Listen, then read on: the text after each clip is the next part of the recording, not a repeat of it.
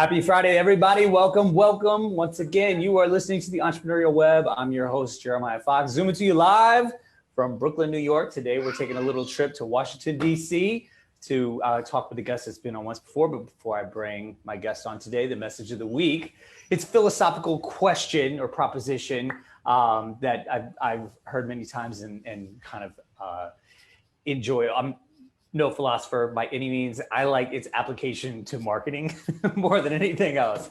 And it is, if a tree falls in a forest and nobody is there to hear it, does it make a sound? Again, as that applies to marketing, not philosophy, because I suck at it. I took it in college and my professor very graciously gave me a C because I just was drowning the whole time. But I did walk away with that question and it made me think a bunch of times. So this is kind of something we're going to unpack today, especially as it pertains to podcasting. My guest today, among other things, is podcast veteran. He's hosted several himself and currently does. He's helped produce a number of others from multiple different angles. And he's got a really great take on how to get the word out and bring people in. With that, we're welcoming back Nick Lozano. How are you today, my man? I'm doing well. How are you today, Jeremiah? Awesome. I'm actually downtown in DC today. Nice. The weather is super hot. I'm sure it's hot for you guys up in New York City, and I'm happy to be back. I'm happy that you asked me to come back and talk with you and your audience. Nice. Awesome, man. Pleased to have you. Yeah, today is kind of like this month has been rather beautiful in New York City. It's funny because I lived in Virginia for a while. I went to middle and high school down there, and by back then, this was in the 80s and 90s, man, it was like hot in March, just like terrible. and I think, the seasons have all kind of shifted a little bit, but up here, it's like it's still cool at night. It's like in the 50s at night. Even if it hits the 80s right now, it's not humid yet. It'll get there. Summertime here is treacherous. It's just awful because you're like in a little armpit, of the coast. And everything just gets stuck, and it's just like but I feel it. I lived in Florida for about 12 years, man. and I can't do that anymore. I just go back down there. I'm like, this humidity, it's just too much. I don't need to sweat at 11 p.m. at night when there's no sun out, unless I'm doing some physical activity, I'm okay with it. But if I'm just sitting in a lawn chair, I do not need to be sweating. Right. My dad grew up in Miami, and when we were kids, we would go down there in the summers because that's when we had off of school.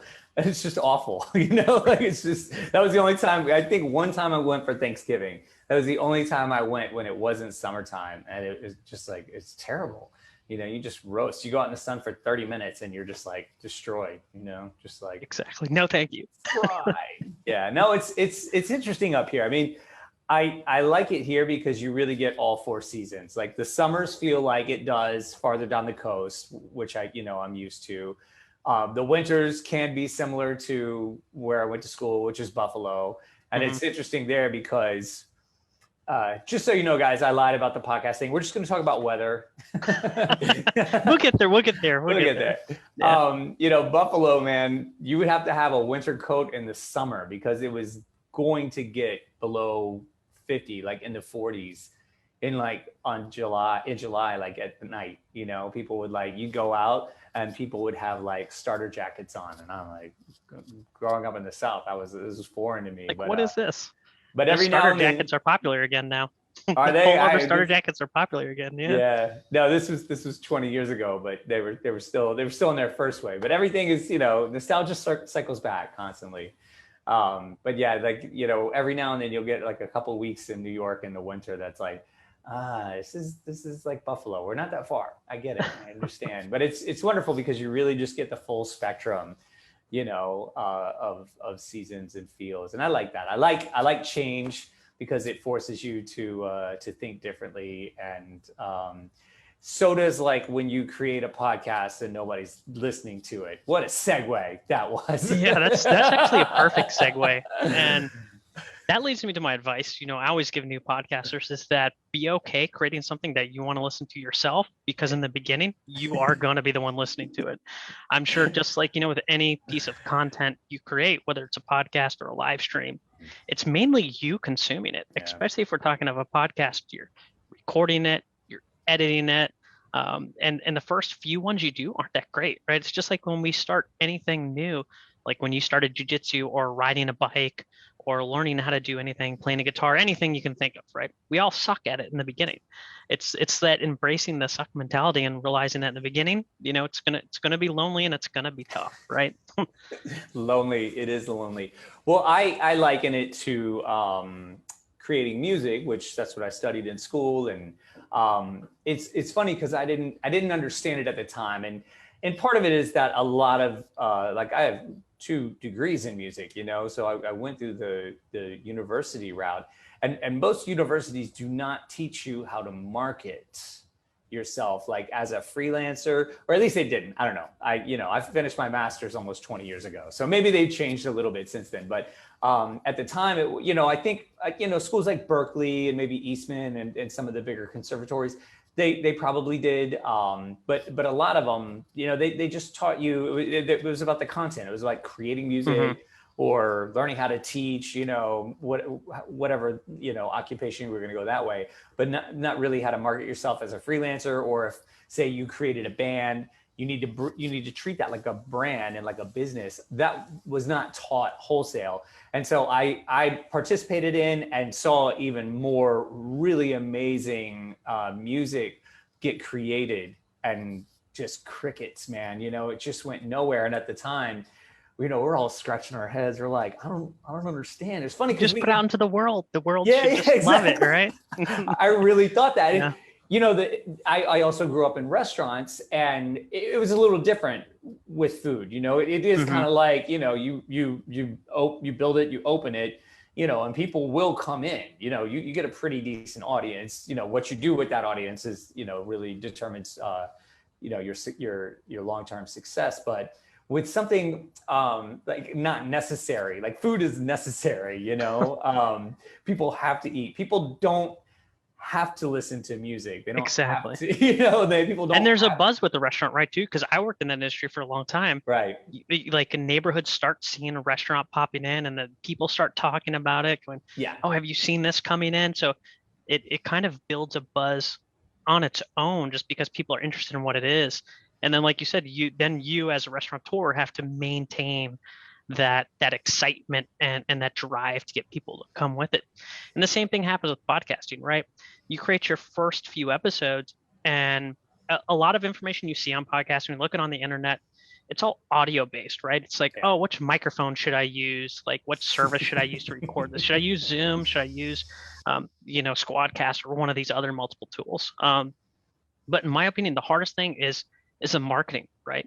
I can make the show, that's easy. I can edit the podcast, that's easy.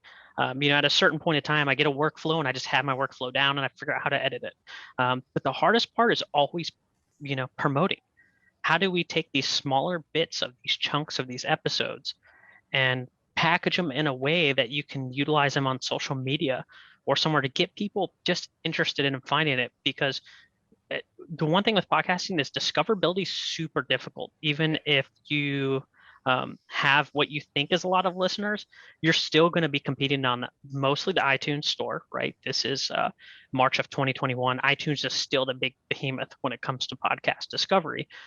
What people are going to see when they land in that list is they're going to see the Joe Rogans, the Jockos, the Nerdist, and you will be buried way, way, way, way somewhere down in the list. No matter how niched down you think you are, it's discoverability is difficult. Yeah. And again, tying it back into the music industry, same way. It's just like so much available. So if you're like trying to promote, you create an album, distribute it through whoever you decide, it lands on iTunes. You're like, yes, I'm on iTunes now. This should be great. You start waiting for the checks to roll in, and you're just mixed in there with every badass that's ever lived, at least podcasting is like a little bit younger, but in music, it's like everything that was ever recorded. You're still fighting like some of the country artists that were recorded in the 50s, There were no podcasts in the 50s. Johnny Cash, you're still competing with Johnny Cash, and he's not even alive anymore. Man, yeah. Well, there's probably a few dead podcasters that people are still competing with, but that's a very good point. It's like podcasts are there's a lot of smaller distributions, but they're not, they don't really represent a big market share, where at least with music, there's a ton of different ways. You still got, I guess there's radio. This is talk radio. So I guess that is still like a little bit of a competition, but it really is like that's what you got to focus on. And, a lot of people are intimidated by just starting a podcast. They're like, oh my God, how do, like you said, like what mic do I get it? Like you get in and that's like super duper easy. You knock the dust off of that in like a couple episodes, but you could be 50, 70, 100 episodes in and still have no following. And I feel like that's when the real beatdown comes in, to tie it into jiu-jitsu. Yeah. And I would say, I say it's just like anything else, right? You don't really want to compare your journey with somebody else's, right? Thinking of you or someone as a small podcaster and then comparing it to the Joe Rogans, the Jackos who have millions of followers. It's just not the right thing to do, right? Because they're on a different journey. Your beginning is not their current point in the journey. Like most people are not going to get on and instantly hit that success.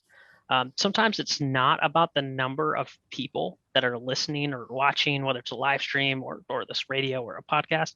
It's about being in front of the right people. That's the way I see it. Those like what good is being in front of 1,500 people every time if that's not the right audience you're trying to connect with?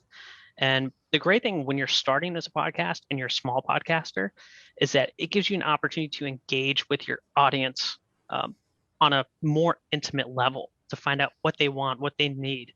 They can get to know you more as a person. And those are the things that you can leverage as you're beginning, is to reach to that smaller audience and engage with them, find out what they want to listen to, find out if they're listening to your episodes, where they found it, ask them questions. There's lots of things you can leverage that you have an advantage as a small podcaster over somebody who's, a big timer who doesn't have that advantage whatsoever. Yeah, again, to tie it into music, it's like seeing that amazing artist like in a small venue where you're like close to them, and you might even get to meet them and talk to them, where if it's a big arena, there's no chance. You're just forget it. And that's a party all in itself. I get it. Like I've been to plenty of them, but like these days, well, not these days because there's not much live music, but prior to last March, I always really enjoyed, like I was almost like the smaller the venue, the better, because you get that intimacy. And it became the focus for me in so many things over the years. But, you brought up a really good point. It was like, what's your goal? What's your point? And we're going to take our first break here. But I really want to pick up with that when we come back on, because I think that will really give you a clear path in terms of how to market. Like you said, you could have like a bunch of people on, but if nothing's happening, is that your point? Is that your goal? What is your goal? And then you can start to think more about like strategic marketing, because ain't nobody got time, man, to just be like putting energy into stuff that doesn't work, right? Exactly. Or wasting money on Facebook ads, right? Right. Exactly. I've done that myself. I wasted so much money on Facebook ads because I didn't know what I was doing. Yeah. Everybody wants to hear this. But that's how you learn, you gotta waste a little money. I mean, think about those early days in jiu-jitsu. It almost feels like a waste. You're like, wait, I'm paying you to kick my ass every day, and I come in and I'm worse than I was the day before. I actually know less because I learned more. I don't get it. It feels exactly like that. Yes. Exactly. All right, we're going to take our first break, everybody. Hang tight. We'll be right back. Welcome back, everybody. Again, you're listening to the Entrepreneurial Web. I'm your host, Jeremiah Fox. Today, we are zooming to downtown Washington, D.C., talking to Nick Lozano. He's been a guest before. He's back today to specialize in a conversation on podcast marketing. And before we move on, got to give a shout out to T-Lock. He already is hopping in the comments on LinkedIn. And he said, I'm in. Feels like old school radio. Ha, love it. Gotta love Travis. That's a big deal coming from him, man, because he knows a little something about radio and music. He does. Yeah, very awesome. Well, thanks for listening, Travis. Appreciate you stopping by. He was on not that long ago. He was on maybe a couple months ago, right? Yeah, like 6 to 8 weeks ago, something like that. Great show. Really great dude. That was awesome. Yeah, he's a wealth of knowledge when it just comes to anything marketing or community building too. And like video and podcasting, which is really great. So going back, why would somebody start a podcast? What could be some of the reasons for those listening that are just like, oh man, I don't know about this? So, I feel like a lot of people have this sense of they have something they want to share, right? And it's about finding a topic that you yourself are interested in. And at least for me, it was a matter of discovery. Uh, I have this passion just for leadership in general, and I was like, I want to explore this topic more myself. And one of the great things about it, outside of getting an audience and fan, is podcasting gives you access to people that you probably couldn't have a conversation with normally, right? It's like we always talk about this on LinkedIn. Sometimes it's like people like, hey, can I pick your brain? Right? It's like, I don't have time for that. But it's like, hey, you want to be on my podcast? You want to be on my show? Oh yeah, sure, no problem. Sign me up. What time? What day do you want to do it? It can help you expand your network, especially if we're talking about a business professional. Um, it can expose you to other people who maybe have similar audiences, or maybe there's certain demographic you want to reach, and that person has the demographics that you're looking for. It can be a great way for exposure and just learning in general. There's different routes you can go, and I think the point you made right before we went to the commercial break was that find out who you're trying to speak to, and then try to figure a path when you go that way. It doesn't have to necessarily be set in stone, but that can kind of help get you started. Yeah, that's great advice. I was actually on another show on Wednesday. It's called the B2B Hour. Ryan Giraldi, he's also pretty active on LinkedIn. He's got a couple of live shows, and the whole thing is under the auto conversion umbrella. That's like his thing. And the whole thing was on omni-channel marketing for your podcast. And then we were in a clubhouse room the next day. He was in there and a couple other people, and picked up the conversation the same way. And it was funny because that came up. Like, this lady was like talking about getting her business started. She's got a successful podcast as well related to the subject. It was coaching, coaching and consulting. And someone asked, like, who's your potential client? And she was like, well, everybody. And it's like, well, yeah, but not in an really. ideal world, yes. Yeah. But it's like, and then in the food industry, it's the same way. It's just like everybody eats, but that doesn't mean everybody's going to resonate and be into what you do. Like if you're a barbecue place, you're not going to get vegans. If you sell pork, you're not going to get Muslims and people that don't eat pork. So you really have to like hone in, like you said, on who's your target audience. Who are you really like trying to connect with? And that's a great example, right? Initially, when you start, you might not really know, right? You might just have an idea saying like, hey, I just like talking about this specific subject and it interests me. And over time, you might find, your audience by doing that. And that's a good way to sit down and just kind of evaluate, saying, okay, well, what am I talking about here? And using platforms like LinkedIn and Twitter and TikTok and everything, and seeing if there's an audience for that, right? There's so much community now, especially with the internet, to be able to go find an audience real time and find people who are talking about specific topics. If you can think of any topic, you can probably find an audience for it. So I would say get it down as narrow as you can, especially when you're talking about podcasting. Realize that you might not have a humongous audience, but you will be talking to the right audience. And your point about social media and internet is great, because you can get analytics in a way that you never would be able to before. I mean, think about people doing print material and billboards and radio commercials in the past. Cost per million, right? Yeah. Well, this guy that lives in the neighborhood, he's roughly my age. He's been in marketing, and mainly on the digital side, through a network, like a big cable, network channel. And his father was in marketing when he was, that's his career, like when my friend was growing up. And so back then it was just like radio, print material, television. The Don Draper, right? And his dad used to say, like, when he first got into marketing, we know 50% of it works. We just don't know which 50%, And it's interesting because this guy ended up in the YouTube specific production team for this network. And he was like, we got so much analytics, from YouTube, especially. So if you're podcasting and you're putting it up on YouTube, you get, especially I think if you have the more premium service, you really get detailed analytics on, how many people are tuning in, how long they're tuning in for, when are they dropping off. So they realized they were doing a bunch of 30-minute shows for YouTube, and they realized everybody was dropping off 15 minutes.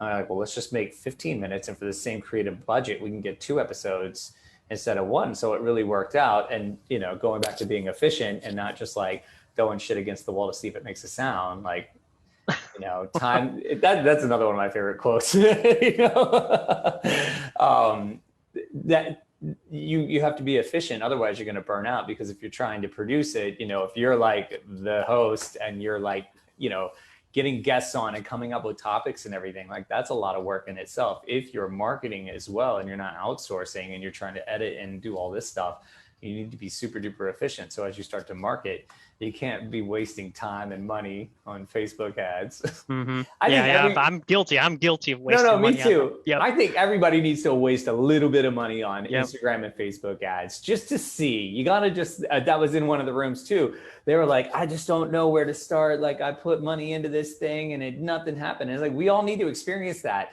So you stop making that mistake, unless you just have endless money, like knock yourself out. But like, if you don't, you need to make that mistake so you learn to not do what you did. and I think it's it still can be very effective. You just really have to focus in and, you know, kind of, as I mentioned in the last segment, I think strategy is a big part of it. So one of the suggestions I gave this lady in the clubhouse room yesterday was, I think you need to look at it from one of 2 angles, at least to start, like to echo what you said about, you know, you have to start somehow, like pick a path and then like review, like get some kind of analytics, anything. Like, are people just calling you or texting you and being like, hey, I like that. That's really cool. You know, like just any kind of analytics you can get. So I was basically saying to her, think of it in one of 2 ways. Either you are, you know, everybody's your target and you're just going to like scoop them all in. You're just going to take everybody and you're going to assess what's going on and do that for 6 months, like really commit to like a 6-month, you know, path. I'm going to answer every phone call. I'm going to meet with every person. And at the end of 6 months, I'm going to take a step back and I'm going to document everything and be like, okay, these people, they're not my target audience. You know, these people are, or this is how I'm going to be efficient with my time, you know? So just like a data collection kind of approach versus I want this to be hardcore lead generation on a specific person, a specific type, like in like some of the masterminds I've been in, they call it the avatar. I don't know if you've heard that word thrown around. Yeah. And I think you're right. It's about like, I know a lot of businesses use podcasting as a lead gen tool, but there also still needs to be value in there, right? If you tune in and it's a 45 minute commercial, nobody's going to listen to it. Even if you have the perfect Facebook ad campaign, perfect YouTube ads, if it's a giant commercial, you're not going to get anybody listening to it. If you want to sit down and listen to it yourself, don't expect somebody else to do it. Yeah. It's just with when you create anything, right? I'm sure you went through that with your music career, right? You're like, if I wouldn't listen to this, why would I ask anybody else to? And that's the same thing. Just start somewhere, but then also, like you said, it's important to take a step back after you created something and look and say, okay, are we still going in the right direction? Yeah. Is my audience actually who I think my audience is? Because in the beginning, we make a lot of assumptions, right? Because we just don't have the data in front of us to say, I know for a fact that this is my audience. Well, in the beginning, we don't. We're just making an assumption. We take a guess, we throw a dart, and we find out, okay, you know, that was nowhere close. My audience is actually here, and I enjoy speaking about this. So as you analyze the data, you know, your show is a perfect example, the 15-minute one you were just talking about a second ago. Yeah. You know, they looked at the YouTube data, said 15 minutes. Oh, perfect. Well, let's make this 15-minute episodes. And that's the way it should go. So I think it's very important to always look at that data that you have access to, take a step back and stop and think for a minute. Is this going the right direction I want it to? And even if you're gaining traction somewhere else, maybe it's somewhere you don't want to go, where you can't produce content that invigorates you or inspires you. So maybe it's time to pivot into something else, right? I always think that creating content for somewhere where you're not passionate about will show over time. So don't try to force it, I would say too. Yeah, that came up in the B2B hour the other day. It was like, if you're not really passionate, and you pointed out already, it's like, pick something you're really passionate about, because it's only going to be you for a little while, plus you have to edit. And like, if you don't like talking about motorcycle engines, don't do a show on motorcycle engines because we're going to hear a lot about and you got to be like, I don't know, maybe you're better about this than me, but like, I don't always use headphones when I'm editing. And my family is like, bro, if I have to hear you say that line one more time, because I'm just like going back and like, I'm going to cut here. No, I'm going to cut here. So the trigger words.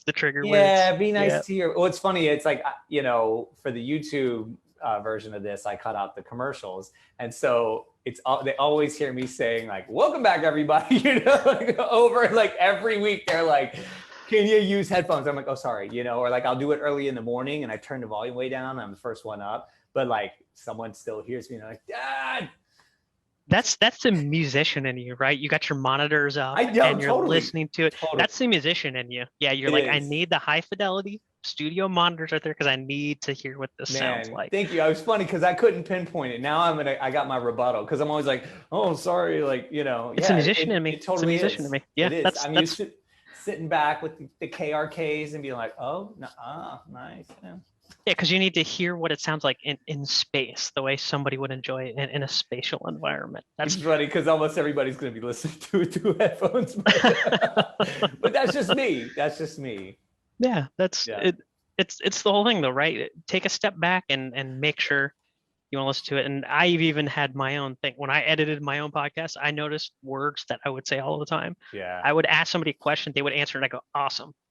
And it took me forever to get that word out. And editing it was a perfect way to get over that. I'm like, I'm tired of hearing myself say that. Yeah. Very good point. I've been there to myself. A few things where I was like, I say that? Oh, I gotta stop that. All right. Speaking of which, we got to take a break. So I'm not going to say anything for about 60 seconds, everybody. Hang tight and we'll be back. All right, folks, welcome back. You're listening to the Entrepreneurial Web. We're talking to Nick Lozano today, a podcast about podcasts, podcasting about podcasts. Meta. Yes. So all really great stuff, just like why you should start a podcast, be passionate, think about your approach. Travis actually brought this up on the show he was on. It's like, you could go the route of like, I want tons of listeners and I want to generate ad revenue, like that's okay. Mm-hmm. You got to hustle those people. Yeah. Nothing wrong with that. It ain't easy. And then the other option is like, I just want to connect with very specific people. And I agree. It can't be a 45-minute commercial. It should be entertaining. It should be fun too, right? Yeah, like if you're totally fun, right? If you're on a podcast and you're like, oh, like if once it becomes like work, it's like, it's funny. Everything associated with it. This is episode like 83, I think, for me. We've been going straight like every week for almost 2 years. And every week I'm just like so excited when it's like the buzz up to noon, like oftentimes like today I'm running to my restaurant with my daughter, like the person that's going to watch her is like meeting me and she's late. And I'm like, it's like, being in rush town traffic and sit in this seat. And it's always just like, once we hit, it's it, man, it's so much fun. It's almost like a blur. And if that's not what it's like, maybe you should reassess what you're doing or what you're talking about or how you're talking about it. Because it should be fun and it should come across so that it doesn't sound like an infomercial, right? Exactly. And everything doesn't have to be completely filled with value, right? Yeah. You said fun. Entertainment is value, right? People love to be entertained, and it's easy to forget and think that when you're creating a podcast, you're like, every second of this needs to be completely filled with value. One time I did a podcast and I had a guest, we just wound up talking about hot dogs and baseball because it's like, we're like, we just can't wait till we can get back to a baseball game. So we wound up talking about that for an hour. It's like, we talked about weather for the first 10 minutes. Today. Yeah. I mean, the entertainment is value too. And it helps bring over your personality as an individual too. And people get to see who you are as just opposed to the show host. Yeah. It's interesting you bring that up because that term value became like a buzzword, I mean, I know kind of what it like meant. Synergy. I know what it meant, 20 years ago, like working in restaurants, it is different, it had a different, connotation. And, at a certain point, it's just like, well, got to bring value to your customers. And I'm like, what does that mean? Like, discounts? Like, what are you talking about? And then I realized one day, because I interact with people a lot, like a smile is tremendously valuable.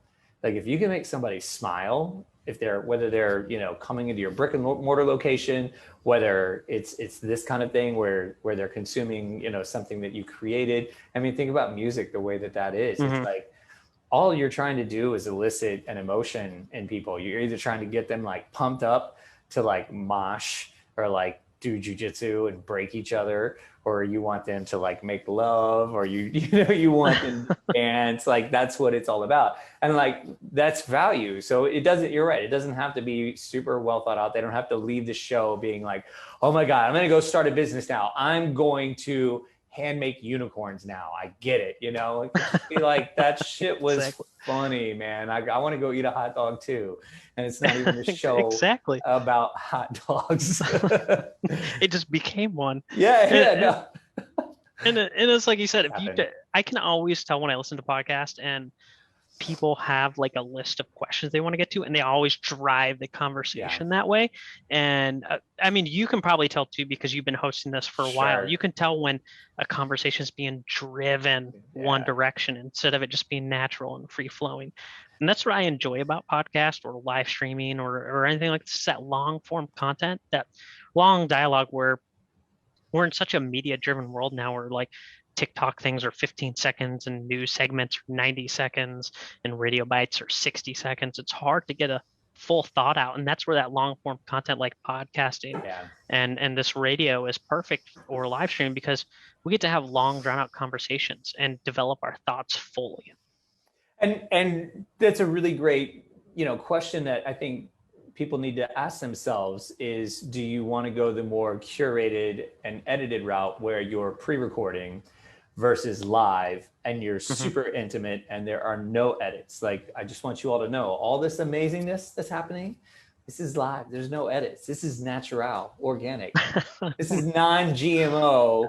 I was about to say that too. Damn, sorry, man. It came to me. Yeah. Non-GMO. Yeah. And there's, you really have to bring your A game. You will make mistakes. Don't worry about that. And the tech issues happen and you don't get to cut them out. You get to just be natural. What I love is there was like one or two episodes of Rogan. It was sometime last year when like somebody in his staff tested positive and they weren't able to be in the studio together. And he did a remote interview with Matthew McConaughey, who I'm like not particularly fond of. I don't mind him, but it wasn't like John Danaher where I was like listening to every moment. I wanted to watch it just to see what happened in terms of the tech issues. And they had them still. And I was like, yes, not like I'm not wishing you bad, but I wanted to feel like I was in good company, It's one of those things, like in jiu-jitsu is a perfect example. Even at times where you think you've got something nailed down perfectly, stuff's going to happen. It's just going to happen. And especially when you get into the world of live and you're doing live streaming or live radio like this, it's going to happen, and you just kind of deal with it and go on. And the audience doesn't normally care that much about it. Sometimes it creates some of the best moments, especially in live streaming when stuff happens. I mean, I've had you on my live stream. Well, and the guy that was ripping his shirt off. He did that all by himself. He ripped 2 shirts. Okay. It's the one of the things with live is great is like you can just have those unscripted moments and the interactions with your audience real time. Or like you said, you can go the curated route, like 99% Invisible, have these highly produced shows with great sound design. It's not that one's better than the other. It's like find what fits your personality, where you feel comfortable, and go that way. You and I are pretty comfortable doing this live because we've been doing it for a while now. We got lots of practice. So just give it a shot, test both of them, and see what works for you. And in terms of live streaming, I know you're doing a lot with LinkedIn. I think it was LinkedIn and Twitch. Is that correct? Yeah. Those are like your main two. Those are the main two. Yes. And you multi-stream to both of those at the same time, right? I do. What I really like about Twitch, when we get in this, so a lot of people are starting to hear about Twitch, but it's been kind of isolated to the gaming world for maybe like the last 6 or 7 years, and what I'm starting to see is that's where live streaming is happening. Musicians are starting to pop on there, do whole sets. There's people drawing on there, painting real time live. It's a really interesting art form, I guess I'll call it an interesting medium, right? Yeah. Because it's live streaming, um, that has lots of potential. No longer are we dependent on having, an old school TV station pick up our show, or relying on, was it cable access, the public access channels, and paying them a ton of money to let us run 5 shows or something like that. We can just start up on the internet and see what Yeah. happens. But it's the same thing happens with that too, as we do with podcasting, right? You got to promote it. You got to be willing to listen to yourself, because you're going to be there by yourself a lot. So it's a great medium. And I've had you on it too. Yeah, and it was great fun. And one of the things I like about live streaming is that it becomes content as well.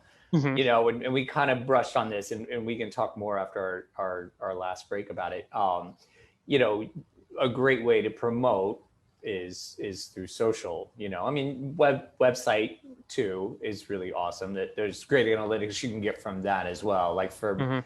for this show, we just created a landing page, not so much because I won't be an archive or anything. I just need You need to drive people somewhere. I need Yeah. well, I need the data catch. I need to Mhm. know like how people are getting there. So that's another good suggestion, is just like create a landing. I think we just did it through MailChimp. So it's integrated with the newsletter. Mhm. You've got an exit and an entrance in terms of data. But I just, when you click the archive link, it just takes you to talkradio.nyc. I'm not trying to build all that in there. It doesn't have to be elaborate, but just another way to capture analytics. And then your promotion, like you were talking about, cutting up pieces, putting out quotes from the show, pictures, whatever you want, is another way to really capture analytics and to track engagement and see who's out there. What are they interested in? Who's really connecting with your content surrounding it, and then potentially making that person a guest on your show because they've shown interest, and then you get that you get more exposure through all of their friends. It's just a wonderful way to kind of like tie everything together in these little loops. And if they're really cool, you bring them on 2 times. Well, I'll take that as a compliment. It Yeah, is, for I sure. think you're right. It's you take that longer form content, maybe if it's an hour or 15 minutes, right? Like even nowadays, even a 5-minute video is long content, right? Oh, Or yeah. a 5-minute audio episode, and you turn them into little bite pieces that you can nibble and share. It's easy to get somebody to say, "Hey, check this out for 30 seconds," as opposed to sending them a link, say, "Hey, check out this 45-minute podcast." It's like, oh, you click the link, you see 45 minutes, and you're like, nope. Yeah. It's like, Man, yeah. it's so true. I got to consume Rogan in like those small little bits, like anytime I'm like, man, I just need I've got a few minutes. I just want to hear or catch something. I'm looking at the time markers. I'm like, how long is this one? Oh, 15 minutes. I can't even do it, man. Like, where's I got 3 minutes right now for like a little like verbal blessing. Where is it at? And something always comes up, and it's always great. And that's a perfect example too, right? Yeah. I used to be an avid listener of the Jocko podcast, Jocko Willink.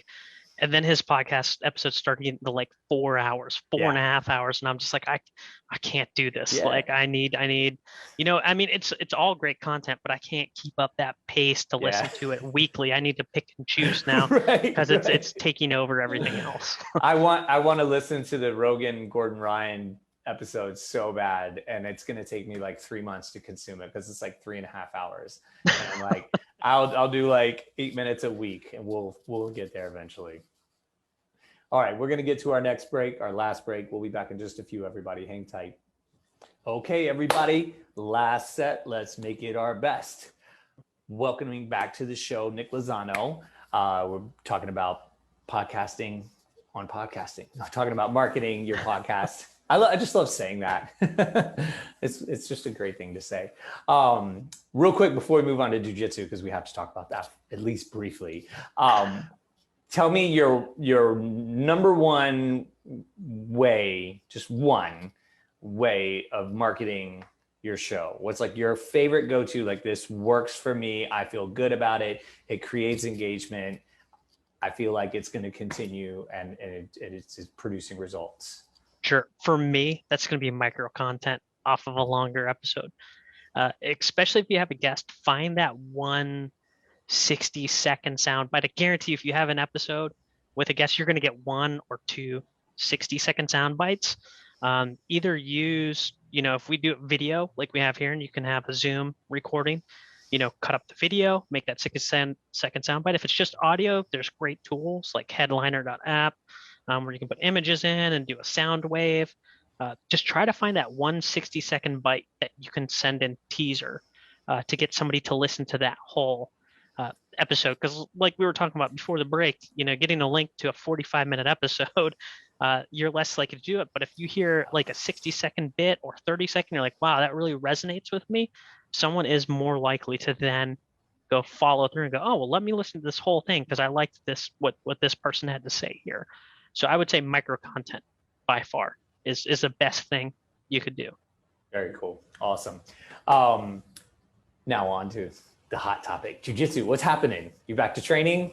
What's I am happening back to training, and I've been back since I've been vaccinated for maybe about a month. Okay. I got the J&J vaccine like 2 days before they shut it down. But all's good and well. I'm just literally waiting till I don't suck anymore. At the end of 2019, I had slightly tore my meniscus in one of my knees. So I was out from like November till like February. And then so I was back for a month, and then COVID happened and everything got shut down. So I'm at like a year plus out from actually training. So I feel like I'm pretty terrible.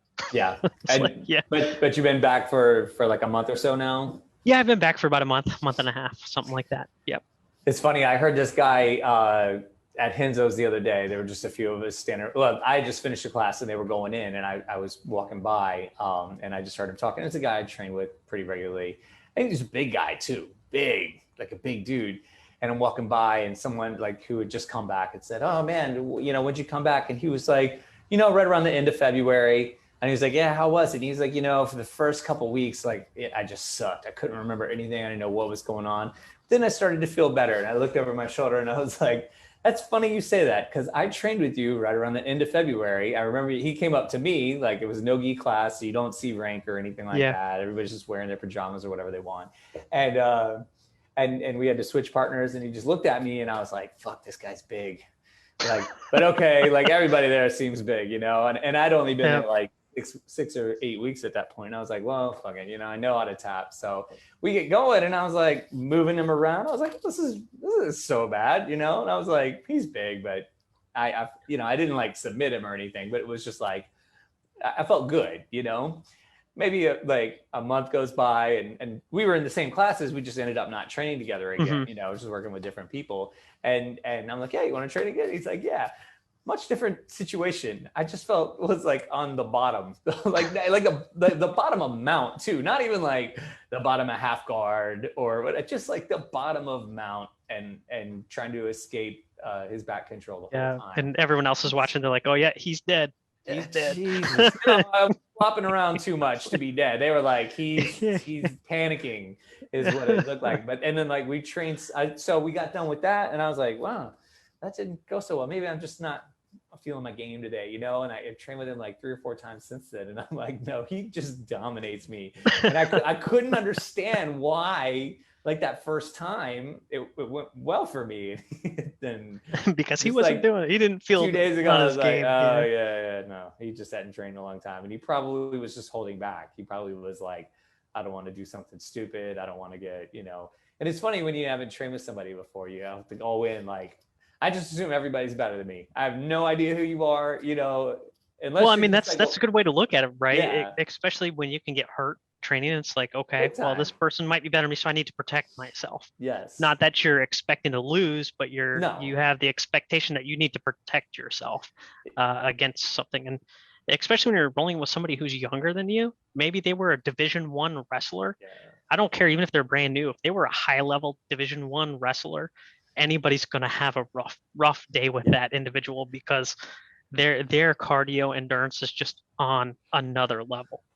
And they will accidentally rip your leg off. Like it's not like they don't like you. That's just what they do. That's just how they move people. They're like, I'm going to take that leg and move it in the most unnatural way. And if you move in a way that is more akin to like Jiu-Jitsu, like it might not play out for you. So my goal is always like, this guy was asking me the other day, like, oh, do you compete? Have you ever competed? And I'm like, nope. If I walk out of here on 2 feet every day, especially a room like Kenzo's, I won. I'm like, that's exactly what I said. I'm like, I won. I beat you all. So the last competition I did IBJJF DC Open here, right? And I go to play against the guy who is in my bracket, and for some reason, I don't know why, from stand up, I sat down, I pulled guard, and I tried to play single leg, where you wrap around like that. Yeah. And I hear my coach go, stand up. I'm like, what? And he goes, no, he just scored 2 on you because you sat down. Yeah. It's just like, and then I lost 2-0. So it's like, that's a guard. Yeah. It's just like, okay, I've learned my lesson here. It has those humbling moments. Yeah. I don't love the IBJJF rule set, but I do like that it's like you can't just sit to guard, unless you're like, it's not terrible. Like I get it in some of these 20-minute rounds, where the guy's just like a leg locker and he's going to play from bottom. He's looking to get under. Yeah, he's looking to get under. So sitting down. Yeah. And like, let's get it on. I would prefer to see them tangle it. It looks like they're doing it more and more. It seems like the especially because so many of them go to decision, even the 20-minute rounds, a lot of them are not, they don't end with finishes, that the judges are scoring based off some sort of wrestling. Like if you just sit to guard the whole time, even if you're attacking, you better be like attacking hard for them to give you a win if it goes to decision. If you just keep sitting to guard, like you have to be chasing those legs. I get that. So the first month or so I was back, we were still like in isolated groups because, obviously they're like, okay, people are just coming back. Let's keep these in groups to make sure that, there's no cross contamination. If somebody happens to get sick in the beginning here, we can isolate it. So I wound up getting stuck in a group with a couple wrestlers and a couple judo players. Oh boy. So I wound up doing tons of stand-up, and because of that, I wound up getting a fairly decent uchimata out of it, just because like I can't pull guard on somebody who just grabs me on that judo grip. Like there's just no way you're not going to sit down when somebody's got the top of your collar. Yeah. And then I went to an evening class, and a guy pulled guard on me, and I was so mad. Like, right? What is this? Just like, stand up. So he pulled guard, and I just stepped away. I'm like, man, stand up, man, stand up, come on. I was like, I didn't work out with all these wrestlers in this uchimata for nothing, man. Exactly. Like, I want to hit this. Yeah. Oh man, this is great. 2 for 1. Talk about added value. We just got awesome jiu-jitsu advice as well. So we got to wrap it up. I want you to tell people really quickly, you got 60 seconds, where to find you, podcast. Sure. So you can find me on LinkedIn. It's linkedin.com/IN/Nick, NICK -Lozano, LOZANO. I'm on Twitter, Ronin Janitor, Ronin_Janitor on Twitch, TikTok, Instagram, all that. You can find me that way. LinkedIn's probably the easiest way to get a hold of me, or you can find me that way. My podcast, lead.exe, that's lead.exe. You can find that anywhere you listen to podcasts, Spotify, iTunes, Google Play. It's on YouTube. So wherever you listen, just subscribe, give me a like. I'd appreciate it. And I live stream normally on Fridays. I'm getting ready to switch that up a little bit, but you can find me mostly on my LinkedIn page and Twitch for that. Right. The live stream is LinkedIn and Twitch.